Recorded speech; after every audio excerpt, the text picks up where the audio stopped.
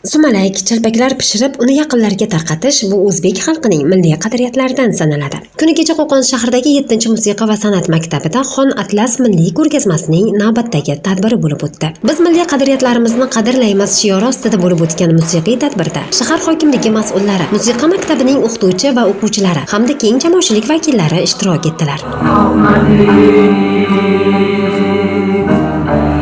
O'zbekiston Respublikasida Xon Atlas haftaligi sentyabr hamda aprel oylarida o'tkazilardi. Hozir esa an'ana tusiga kirib, har hafta juma kunlari respublikamiz bo'ylab, xususan mana Qo'qon shahrida ham hamma tashkilot idoralarida Xon Atlas haftaligi o'tkazib kelinmoqda. Ishonamanki, bunday tadbirlarni muntazam ravishda o'tkazib borilishi o'sib kelayotgan yosh avlod qalbida milliy qadriyatlarimizga bo'lgan qiziqish hamda muhabbatni oshishiga xizmat qiladi.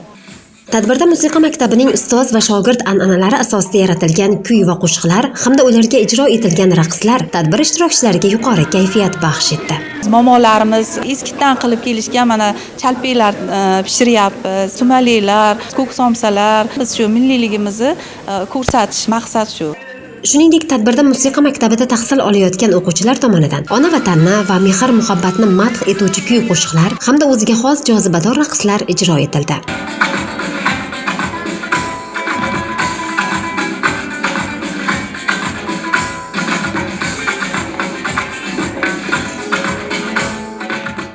Libos inson ko'rki hisoblanadi. Ayniqsa milliyligimiz aks etgan matolar ayol-qizlarimizga o'zgacha husn bag'ishlaydi. Tadbirda milliy matolarimizdan tikilgan milliy liboslar ko'rgazmasi ham namoyish etildi.